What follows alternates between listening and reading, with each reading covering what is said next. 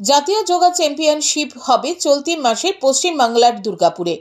27 থেকে 29 নভেম্বর পর্যন্ত চলবে এই প্রতিযোগিতা।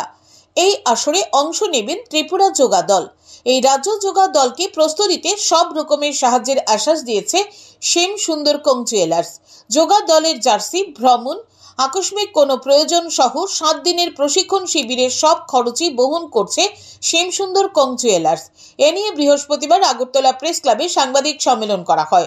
উপস্থিত ছিলেন ক্রীড়ামন্ত্রী টিঙ্কু রায়, ত্রিপুরা যোগা অ্যাসোসিয়েশনের সভাপতি তথা শ্যাম সুন্দর কোং জুয়েলার্সের সভাপতি রূপক সাহা, শ্যাম সুন্দরের ডিরেক্টর অর্পিতা সাহা, সংগঠনের সচিব দিব্যেন্দু দত্ত সহ অন্যান্যরা।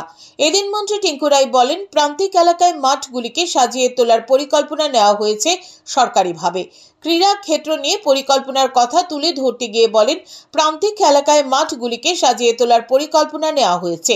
রাজ্যের ছেলে মেয়েরা সুনামের সঙ্গে প্রতিযোগিতায় অংশগ্রহণ করেছেন।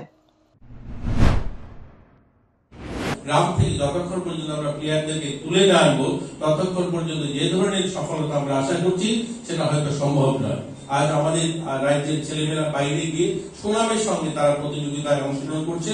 আন্ডার 19 আমাদের স্কুল স্পোর্টস বোর্ডের আন্ডারে যে যোগাটা ন্যাশনাল হয়েছে, আমরা সেখানে সেরা আমরা পুরস্কার পেয়েছি। এখানে রয়েছেন অনেকেই ছিলেন। এদিন ত্রিপুরা যোগা অ্যাসোসিয়েশনের সভাপতি রূপক সাহা বলেন, জাতীয় স্তরের আসরে অংশ নিতে যাওয়া প্রস্তুতিতে কোনো খামতি রাখেনি। কোনো খামতি যাতে না থাকে সেজন্য অভিজ্ঞ কোচরা প্রশিক্ষণ দিয়েছেন।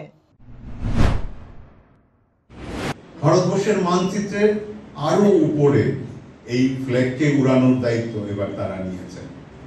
আর সেখানে যাতে কোনো খামতি না থাকে, ত্রিপুরার অভিজ্ঞ কোচেসরা কিন্তু তাদের বিগত 7 দিন ধরে আরসিটিসিতে একটা ট্রেনিং ক্যাম্পের অর্গানাইজ করেছিল।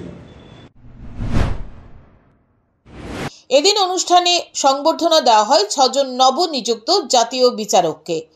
Bureau report, news today.